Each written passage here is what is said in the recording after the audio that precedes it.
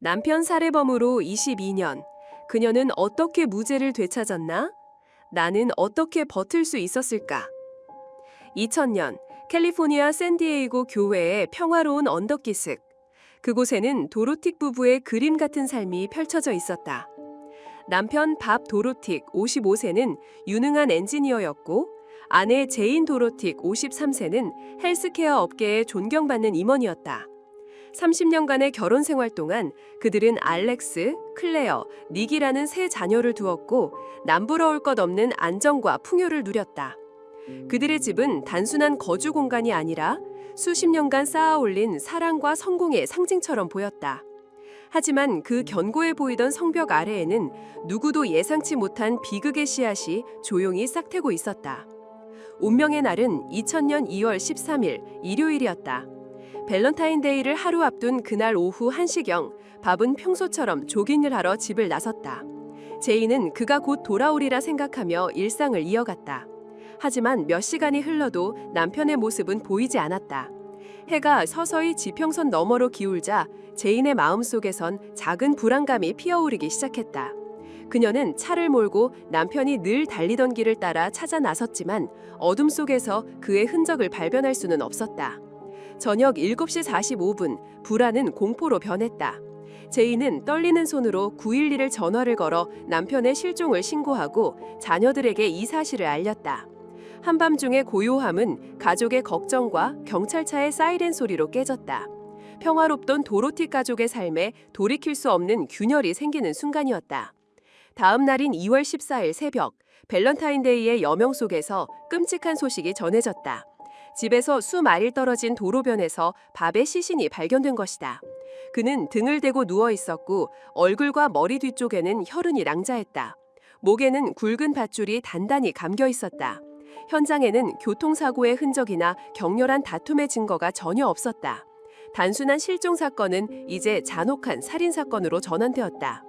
수사관들은 즉시 현장이 제1의 범죄 장소가 아니라고 판단했다. 시신의 상태에 비해 현장의 혈흔이 턱없이 부족했기 때문이다. 그들의 시선은 자연스럽게 도로틱 부부의 집으로 향했다. 집을 수색하던 경찰은 현관에 걸려있던 밧줄 조각에 주목했다. 그것은 밥의 목을 감고 있던 밧줄과 놀랍도록 흡사해 보였다.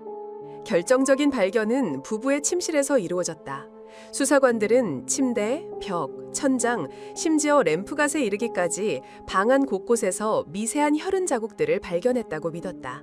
그들은 이 침실이 바로 밥이 공적당한 범죄 현장이라고 확신했다. 제이는 필사적으로 해명했다. 약 일주일 전 남편이 코피를 심하게 흘려 매트리스에 피를 조금 흘렸다고 말했다. 또한 애완견의 뺨에 생긴 농양이 터져 피가 튄 적도 있다고 덧붙였다. 하지만 천장과 벽, 창문에까지 흩뿌려진 핏자국에 대해서는 그녀 역시 설명을 내놓지 못했다. 의심은 더욱 짙어졌다. 화장실 쓰레기통에서 피 묻은 주사기가 발견된 것이다. 제이는 자신이 기르던 말을 위해 약물을 주입할 때 사용한 것이라고 설명했다. 그녀는 승마 애고가였고 말에게 직접 주사를 놓는 일은 일상이었다. 주사기는 늘 냉장고에 보관되어 있었다. 하지만 경찰의 귀에는 그 모든 설명이 변명처럼 들릴 뿐이었다. 수사관들은 자신들만의 시나리오를 완성해 나갔다. 제인이 침실에서 둔기로 남편을 가격한 뒤 밧줄로 목을 졸라 살해했다. 그 후 남편에게 운동복을 입히고 자신의 트럭에 실어 시신을 도로변에 유기했다는 것이었다. 동기는 돈과 삐걱거리는 결혼 생활로부터의 탈출이라고 추정했다. 제이는 가정의 경제적 기둥이었고 부부는 1997년에 1년간 별거한 전적이 있었다. 제이는 결혼 생활에 어려움이 있었던 것은 사실이지만 서로를 사랑했기에 재결합했고 1년 반 동안 잘 지내왔다고 항변했다. 딸 클레어 24세 역시 부모님이 힘든 시기를 겪은 후 오히려 관계가 더 좋아졌다고 증언했다. 하지만 수사당국은 요지부동이었다. 밥의 시신이 발견된 지 불과 4월 만에 제이는 1급 살인 혐의로 체포되었다.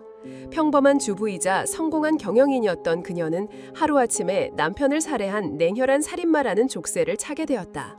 2001년 재판이 시작되자 검찰은 도로틱 부부의 결혼 생활을 갈등과 불화로 가득 찬 파탄 상태로 묘사했다.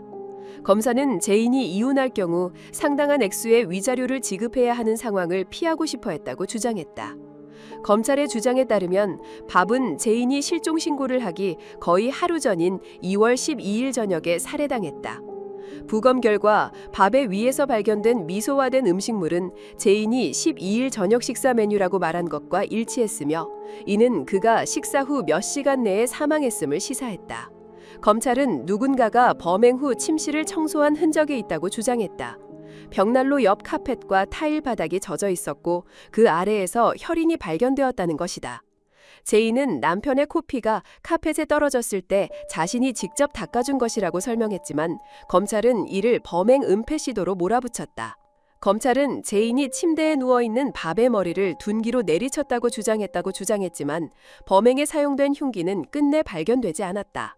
샌디에이고 카운티 경찰국 범죄연구소의 혈흔 분석 전문가 찰스 메리트는 법정에서 자신이 혈흔을 발견했다고 주장하는 20곳의 위치를 증언했다.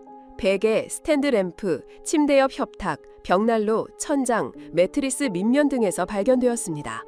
그의 증언은 배심원들에게 제인이 잔혹한 범인이라는 인상을 심어주기에 충분했다. 검찰은 또한 밥의 시신 근처에서 발견된 타이어 자국이 제인의 트럭과 일치한다는 주 전문가의 증언을 제시했다. 하지만 검찰이 내세운 가장 결정적인 증거는 화장실 쓰레기통에서 발견된 주사기였다. 주사기 안에서는 말 진정제 성분이 미량 검출되었다. 밥에게 약물이 주입되었다는 증거는 없었지만 주사기에서는 밥의 혈액과 제인의 피 묻은 지문이 함께 발견되었다. 제인은 이렇게 항변했다. 저는 남편의 코피를 닦아주는 것을 도왔습니다. 만약 그때 제가 주사기를 쓰레기통에 버렸고 제 손에 피가 조금 묻어 있었다면 그런 일이 일어날 수도 있었을 겁니다. 그러나 재판의 향방을 가른 것은 물리적 증거가 아니었다. 가장 충격적인 증인은 바로 도로틱 부부의 두 아들 닉과 알렉스였다. 그들은 구체적인 증거를 제시하지는 못했지만 어머니에게 불리한 증언을 함으로써 법정에 엄청난 충격을 주었다. 아들들의 증언은 제인의 가슴에 비수를 꽂았다. 변호인 측 차례가 되자 변호사 캐리 스타이거월트는 놀라운 전략을 들고 나왔다. 그는 살인이 침실에서 일어났다는 점에는 동의했지만 범인으로 딸 클레어를 지목했다. 그는 클레어가 아버지가 아끼는 말을 팔겠다고 위협하자 앙심을 품었으며 그녀의 불같은 성격상 살인을 저지를 가능성이 있다고 주장했다. 또한 신체적으로 제인이 혼자 범행을 저지르기에는 무리가 있지만 클레어는 가능하다고 덧붙였다. 이는 제인이 변호사를 전적으로 신뢰하며 마지못해 동의한 위험천만한 도박이었다.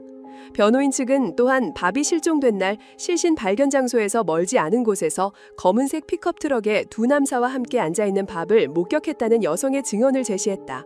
스타이거월트는 수사관들이 이런 목격자들을 무시하고 오직 제인에게만 초점을 맞췄다고 비난했다. 나흘간의 수기 끝에 배심원단은 제인에게 1급 살인 유죄 판결을 내렸다. 그녀는 최소 25년을 복역해야 하는 종신형을 선고받았다. 법정의 망치 소리는 그녀의 삶을 산산조각냈다. 어떻게 내가 이 모든 걸 견딜 수 있었을까? 훗날 제인은 차가운 감옥벽을 기대어 수없이 자문했다. 그러나 그녀는 포기하지 않았다. 배심원단이 틀렸음을 증명하겠다는 일념으로 그녀는 스스로 자신의 변호인이 되었다. 수년간 사건 기록을 파고들며 법률을 공부했다. 그녀는 억울한 수감자들을 돕는 여러 단체에 편지를 보내 도움을 호소했다. 증거 불충분과 변호사의 비효율적인 조력을 이유로 항소를 거듭했다. 항소 기록에서 제인은 재판에서 증언하고 싶었지만 변호사의 결정에 따랐다고 밝혔다. 만약 증언대에 섰다면 남편이 종종 전날 남은 음식을 먹곤 했다는 사실을 설명하여 윗속의 음식물에 대한 의혹을 풀 수 있었을 것이라고 말했다. 또한 딸 클레어를 범인으로 지목한 변호사의 전략은 내 인생 최악의 전략이었다고 토로했다. 만약 클레어에게 무슨 일이 생긴다면 내가 일어나서 내가 했다고 말할 것이라고 변호사에게 말했어요. 실제로 클레어는 확실한 알리바이가 있었기에 기소된 적이 없었다. 제인은 왜 자신의 변호사가 침실을 범행 현장으로 순순히 인정했는지, 다른 가능한 시나리오를 제시하지 않았는지에 대해 의문을 제기했다. 그날 조깅하는 남자를 봤다는 여러 목격자의 진술은 검찰이 아닌 제인의 주장을 뒷받침하는 것이었다.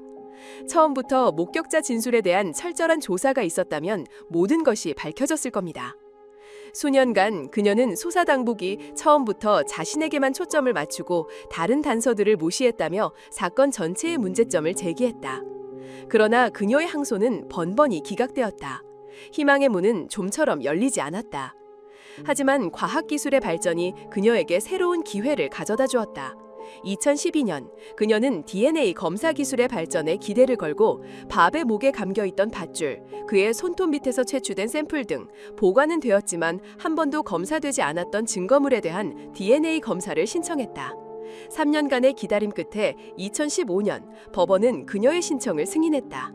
이 무렵 그녀의 사건은 로스앤젤레스의 로욜라 무죄 프로젝트, 로욜라 프로젝트 포 디 이노센트의 주목을 받게 되었다.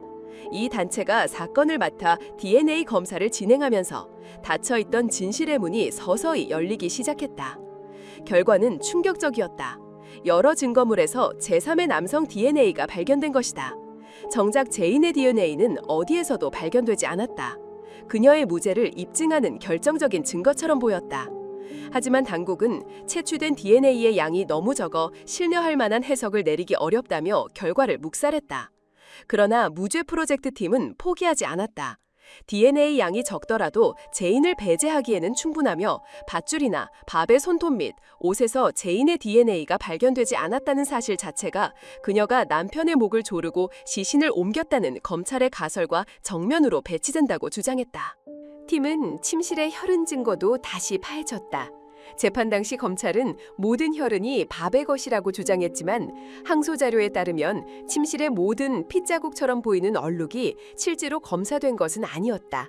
대표적인 샘플 몇 개만 검사되었을 뿐이다. 놀랍게도 베개잇, 협탁, 램프갓 등에서 발견된 일부 얼룩은 피가 아닌 것으로 밝혀졌다. 찰스 메리트가 법정에서 밥의 피라고 단언했던 침대 시트의 얼룩은 실제로는 한 번도 검사된 적이 없었고 부적절한 보관으로 인해 재검사조차 불가능한 상태였다.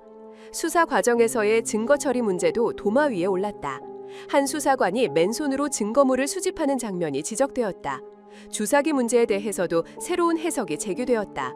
만약 제인이 주사기를 쓰레기통에 버린 후 밥이 코피를 닦은 휴지를 그 위에 버렸다면 DNA 교차 오염이 일어날 수 있다는 가능성이었다. 반대로 만약 제인이 범행 현장을 치밀하게 청소했다면 피 묻은 주사기를 쓰레기통에 그대로 남겨두었을 리가 없다는 논리적 모순도 지적되었다. 수많은 의혹이 제기되자 법원은 증거 재검토를 명령했다. 그리고 2020년 코로나19 팬데믹으로 인한 건강 문제 우려로 제인은 20년 만에 교도소에서 임시 석방되었다. 2020년 여름 심리에서 검찰은 마침내 한 걸음 물러섰다. 그들은 2020년의 DNA 증거가 2001년 재판 당시 제시된 증거와 질과 양에서 매우 다르다는 점, 그리고 범죄연구소의 증거 처리 방식에 문제가 있었다는 점을 인정하며 제인의 유죄 판결을 취소해달라고 요청했다. 판사는 이를 받아들였다.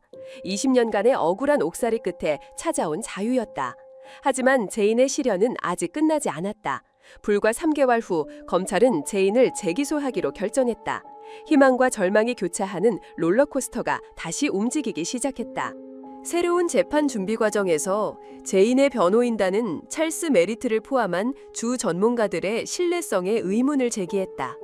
결국 판사는 1차 재판에서 제시되었던 핵심 증거 일부를 새로운 재판에서는 채택하지 않겠다는 중요한 판결을 내렸다. 그리고 2022년 5월 배심원단 선정이 막 시작되려던 순간 검찰은 다시 한번 모두를 놀라게 했다. 검사는 법정에서 합리적 의심을 넘어 12명의 배심원을 설득할 만한 충분한 증거가 있다고 더 이상 믿지 않는다며 법원에 기소를 취하해달라고 요청했다. 마침내 판사는 제인의 완전한 자유를 선언했다. 22년의 세월이 흘러 제인은 자유의 몸이 되었지만 그녀의 싸움은 끝난 것이 아니었다. 사건은 편견 없는 기각으로 종결되었는데 이는 새로운 증거가 나타나면 언제든 다시 기소될 수 있음을 의미했다. 무엇보다 이 거대한 폭풍은 그녀의 가족을 산산조각냈다. 제 온 가족이 이 폭풍으로 인해 무너졌습니다. 정말 가슴 아픈 일입니다. 그녀는 딸 클레어와는 여전히 가까운 관계를 유지하고 있다. 하지만 어머니에게 불리한 증언을 했던 아들 닉은 2023년에 세상을 떠났고 알렉스는 여전히 어머니가 아버지를 죽였다고 믿고 있다. 제인은 현재 샌디에이고 카운티 정부와 경찰국, 범죄연구소 일부 관계자들을 상대로 민사소송을 제기하며 새로운 싸움을 시작했다. 그녀는 자신의 잃어버린 20년의 세월과 훼손된 명예를 되찾고자 한다. 하지만 이 사건에는 여전히 풀리지 않은 질문들이 남아있다. 가장 중요한 질문, 밥 도로틱에게는 무슨 일이 일어났는가? 그리고 밥을 위한 정의는 어디에 있는가라는 질문이다. 한 여성은 22년 만에 억울한 누명을 벗었지만 진범은 여전히 어둠 속에 가려져 있다. 캘리포니아의 평화로운 언덕에서 시작된 비극은 여전히 현재 진행형이다.